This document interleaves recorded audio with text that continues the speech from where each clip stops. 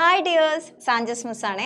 നമ്മൾ ഇന്ന് ഡിസ്കസ് ചെയ്യാൻ പോകുന്നത് ക്ലാസ് 7ലെ for a pollution free nature എന്ന ചാപ്റ്ററിലെ എയർ പൊല്യൂഷൻ എന്ന കുഞ്ഞു ടോപ്പിക്കാണ്. അപ്പോൾ നിങ്ങൾക്കറിയോ എന്താണ് എയർ പൊല്യൂഷൻ, എന്താണ് വായു മലിനീകരണം എന്ന്? നമുക്കറിയാം, നമ്മൾ ശ്വസിക്കുന്നത് വായു ആണല്ലേ. നമുക്ക് ചുറ്റും എന്തുണ്ട്?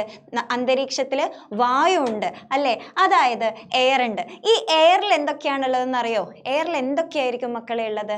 നമുക്ക് ചുറ്റും നമ്മൾ ശ്വസിക്കുന്ന വായുവിൽ, എയറിൽ പലതരത്തിലുള്ള കോമ്പൗണ്ട്സ് ഉണ്ട്, പലതരത്തിലുള്ള ഘടകങ്ങളുണ്ട്. അതായത് nitrogen, hydrogen, oxygen, carbon dioxide, helium, argon, അങ്ങനെ കുറേ പേരുണ്ട്. അപ്പോൾ ഈ ആൾക്കാരൊക്കെ പലതരം അളവിലാണ് നമ്മുടെ വായുവിലുള്ളത്.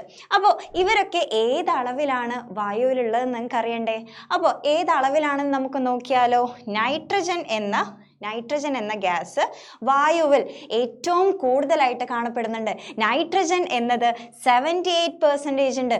നിങ്ങൾക്ക് USSന് എക്സാം വരും. ഏറ്റവും കൂടുതൽ അളവിൽ അന്തരീക്ഷത്തിൽ കാണപ്പെടുന്ന വാതകം ഏതെന്ന് ചോദിച്ചാൽ നിങ്ങൾ പറയണം എന്ത്? നൈട്രജൻ എന്ന്. ഓക്കെ, മറക്കരുത്, ഇമ്പോർട്ടൻറ്റ് ക്വസ്റ്റ്യൻ ആണ്. അപ്പോൾ അറ്റ്മോസ്ഫിയറിൽ ഏറ്റവും കൂടുതലായിട്ട് കാണപ്പെടുന്ന ഗ്യാസ് ഏതെന്ന് ചോദിച്ചാൽ നിങ്ങൾക്ക് പറയാൻ പറ്റൂലേ? നൈട്രജൻ. അപ്പോൾ നൈട്രജൻ കൂടാതെ നമ്മുടെ അന്തരീക്ഷത്തിലായിട്ട് ഓക്സിജൻ 20.9% അളവിൽ, ക്വാണ്ടിറ്റിയിൽ ഓക്സിജൻ എന്ന ഗ്യാസ് ഉണ്ട്. പിന്നെ കാർബൺ ഡയോക്സൈഡ് എത്രയുണ്ട്? 0.03% കാർബൺ ഡയോക്സൈഡ് ഉണ്ട്. അതായത് വളരെ കുറച്ചേ ഉള്ളൂ. പിന്നെ ഇത് കൂടാതെ മറ്റാരെ കാണിച്ചിട്ടുണ്ട്? അതേഴ്സ് എന്ന് പറഞ്ഞാൽ ആരായിരിക്കും? മറ്റുള്ള ഗ്യാസസ്, മറ്റുള്ള വാതകങ്ങൾ, അതായത് ഹൈഡ്രജൻ, ഹീലിയം, ആർഗൺ, ഇങ്ങനെ പലതരത്തിലുള്ള വാതകങ്ങൾ വളരെ കുഞ്ഞു അളവിൽ നമ്മുടെ അന്തരീക്ഷത്തിലുണ്ട്. ഇതൊക്കെയാണ് നമ്മൾ ശ്വസിക്കുന്ന വായുവിലുള്ളത്. അപ്പോൾ നോക്കിയേ, നൈട്രജൻ ആണ് ഈ യെല്ലോ കളറിൽ കാണിച്ചിട്ടുള്ളത്. നൈട്രജൻ എത്രയുണ്ട് മക്കളെ? നൈട്രജൻ ആണ് ഏറ്റവും കൂടുതലായിട്ട് കാണുന്നത്, 78%. ക്വസ്റ്റ്യൻ ഇമ്പോർട്ടൻ്റ് ആണ്. അതുകൂടാതെ ഓക്സിജൻ കുറച്ച് അളവിലുണ്ട് അല്ലേ, 20.9% ഓക്സിജൻ ഉണ്ട്. അതുകൂടാതെ കുറച്ച് കാർബൺ ഡയോക്സൈഡ് ഉണ്ട്. അതുകൂടാതെ മറ്റുള്ള കുറച്ച് നമ്മളിവിടെ നെയിം പറയാത്തത്, അതായത് ഹീലിയം, ആർഗൺ, ഇങ്ങനെയുള്ള കുറച്ച് ഗ്യാസസ് വളരെ കുഞ്ഞു അളവിലുണ്ട്. ഇതൊക്കെയാണ് നമ്മൾ ശ്വസിക്കുന്ന എയറിലുള്ളത്. അപ്പോൾ ഈ കമ്പോണൻസിൻ്റെ ഒക്കെ, ഈ ഘടകങ്ങളുടെ ഒക്കെ അളവിൽ എന്തെങ്കിലും ഒരു മാറ്റം സംഭവിച്ചാൽ, അതായത് നമ്മൾ ശ്വസിച്ചുകൊണ്ടിരിക്കുന്ന ഈ വായുവിലുള്ള നൈട്രജനോ കാർബൺ ഡയോക്സൈഡോ ഇങ്ങനെ ഏതെങ്കിലും വാതകങ്ങൾ കൂടുകയോ കുറയുകയോ ചെയ്താൽ എന്ത് സംഭവിക്കും മക്കളെ? എന്തായിരിക്കും സംഭവിക്കുക? അത് നമ്മുടെ നേച്ചറിനെ വളരെ മോശമായിട്ട് ബാധിക്കും. അതായത് നമ്മളെ പ്രകൃതിയിൽ അത് വളരെ മോശമായിട്ട് ബാധിക്കും. അപ്പോൾ എങ്ങനെയാണ് ഈ മോശമായിട്ട് ബാധിക്കുക എന്ന് പറഞ്ഞാൽ, ഇങ്ങനെ നമ്മൾ ശ്വസിക്കുന്ന വായുവിൽ, അന്തരീക്ഷ വായുവിൽ ഈ കമ്പോണൻസ്, അതായത് നമ്മളിപ്പോൾ പറഞ്ഞ കമ്പോണൻസ്, ഘടകങ്ങളുടെ അളവിൽ എന്തെങ്കിലും ഒരു വ്യത്യാസം വരുമ്പോൾ അത് എന്തിലേക്ക് ലീഡ് ചെയ്യും? അത് എയർ പൊല്യൂഷൻ അഥവാ വായു മലിനീകരണത്തിലേക്ക് ലീഡ് ചെയ്യും. അങ്ങനെയാണ് ഈ എയർ പൊല്യൂഷൻ സംഭവിക്കുന്നത്. നിങ്ങൾക്ക് ഇമേജിൽ കണ്ടോ, നമ്മൾ ഈ ഒരുപാട് വെഹിക്കിൾസ് യൂസ് ചെയ്യുന്നത്, അല്ലെങ്കിൽ ഇൻഡസ്ട്രീസിൽ നിന്ന്, പലതരം ഇൻഡസ്ട്രീസിൽ നിന്ന്, ഫാക്ടറീസിൽ നിന്നൊക്കെ വളരെ വിഷമയമായിട്ടുള്ള വാതകങ്ങൾ പുറത്തേക്ക് വിടും. ഇതെന്ത് സംഭവിക്കും?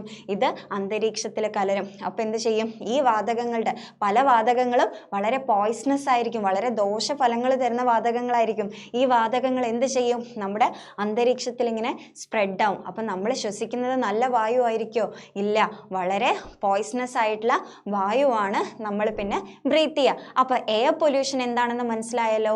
നമ്മൾ ഈ പറഞ്ഞ കോമ്പോണൻസ്, അതായത് സ്ഥിരമായിട്ട് എയറിൽ, വായുവിൽ കാണുന്ന കോമ്പോണൻസ് ആണ് നൈട്രജൻ, ഓക്സിജൻ, കാർബൺ ഡയോക്സൈഡ് എന്നിവയൊക്കെ.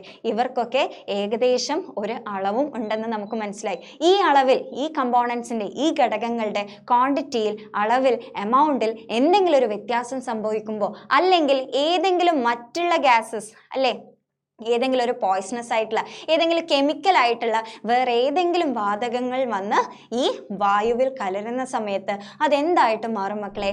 എയർ പൊല്യൂഷൻ അഥവാ വായു മലിനീകരണം.